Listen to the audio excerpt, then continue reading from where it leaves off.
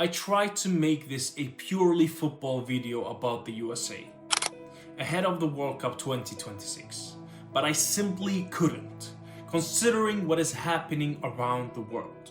Because football and politics don't live in separate houses, but they share the same bed. They always have. Every World Cup held in a politically complicated country. Every tournament shaped by the hands of powerful men. Football has never been innocent. We just sometimes chose not to see it. Qatar got a decade of headlines. Human rights, migrant workers, the politics of it all. Some of that criticism was fair. Now, the World Cup is in the United States and the silence is deafening. We need to talk about it. Welcome back to World Cup Chronicles, and today we're talking about the United States. FIFA gave Trump a FIFA Peace Prize. Then he started two wars. December 5th, 2025, the Kennedy Center, Washington, D.C. Before a single World Cup draw ball was dropped, Gianni Infantino walked onto the stage and handed Donald Trump a gold trophy, a gold medal, and a certificate. "This is your Peace Prize, Mr. President," Infantino told him. The FIFA Peace Prize, brand new, invented specifically for this occasion, given to a sitting head of state in the country hosting the tournament. Right groups immediately filed ethic complaints. Awarding it to a sitting political leader was a direct breach of FIFA's own duty of political neutrality. Critics said it reflected a global institution bending the knee to political pressure. Plain and simple. But the photo was taken and the world moved on. Or tried to, at least. 3 weeks later, Trump started a war against Venezuela and toppled the President Maduro.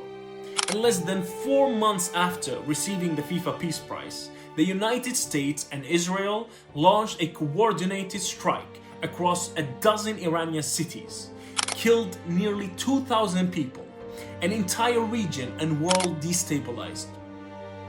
And FIFA, the same organization that banned Russia from international football within days of the Ukrainian war, has resisted every single call to sanction Israel.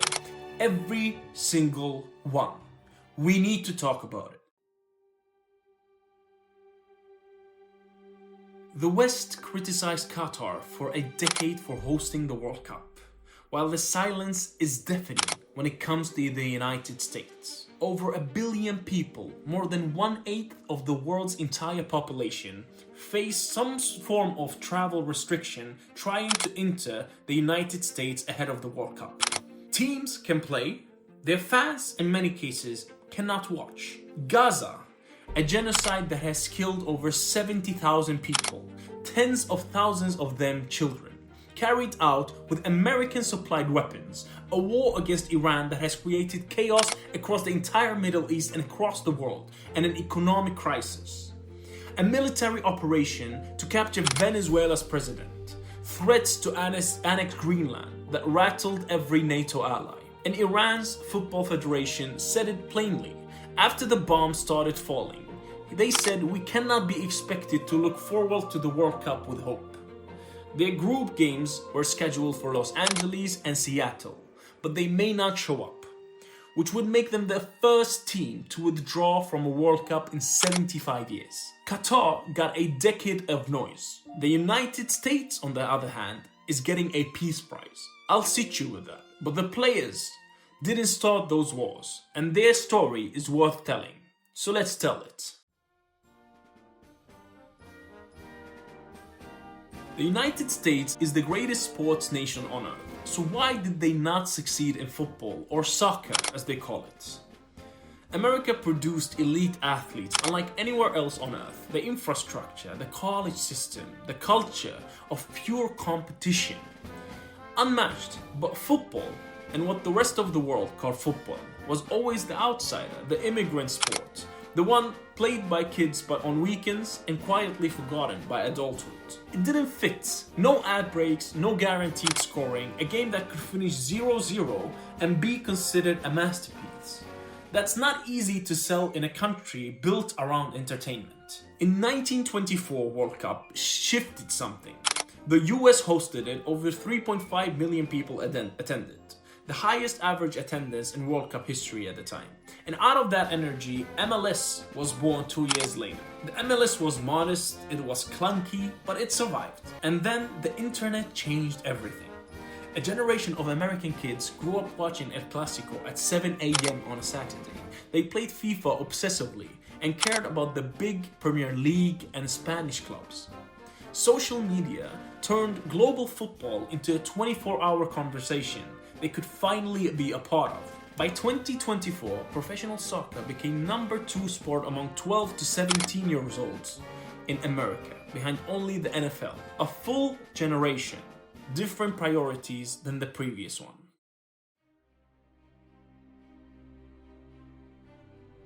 iShowSpeed did more for US football than 20 years of marketing. You want to talk about football going into mainstream America? Talk about iShowSpeed, one of the biggest content creators on earth. Billions of YouTube views, completely, loudly American, and completely in love with football. He cried watching Ronaldo. He visited the biggest football clubs around the world. He made football feel alive for a generation of young American men who might never have looked twice at the sport. That is not a small thing. In fact, that's enormous. And then came Messi, arrived at Inter Miami at the age of 36 in the final chapter of his career. And the effect was immediate. Sold out stadiums. Inter Miami's social media went from 3 million to 26 million followers almost overnight. But here is the honest truth. For decades, MLS has been a retirement league. Beckham at 32, Henry at 34, Ibrahimovic at 36. The best players come when their European careers have been winding down, not at their peak. But the league is changing. A $2.5 billion deal with Apple TV, record attendances, youth soccer participation is 30 times higher than it was 40 years ago. The infrastructure is catching up, even if the global reputation hasn't fully followed. Christian Pulisic, the name that changed the conversation around American football. The first American player in a long time that Europe genuinely respects. Not a novelty, not a quota, a real player. Dortmund as a teenager, Chelsea, and then AC Milan. Right now one of the better white forwards in the Serie A. And he is American. And he wasn't alone. Weston McKennie at Juventus this season became only the 3rd midfielder in Champions League history to reach 10 goals for the club, alongside Ballon d'Or winners like Paul Nedved and Michel Platini.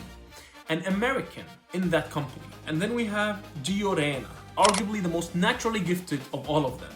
He is the kind of that player that makes the team genuinely dangerous. And under Mauricio Pochettino, the Argentine who took Tottenham to a Champions League final, this team ended 2025 on a 5-match unbeaten run against top 40 opposition, including a 5-1 demolition of Uruguay. This is not the American teams that usually comes to the World Cup hoping to survive. This team might actually compete. The World Cup is in America, but everything around it is complicated. The tournament begins on the June 11th. The US opens against Paraguay at Sophie Stadium in Los Angeles on June 12th. 90,000 people, the biggest football moment in American history.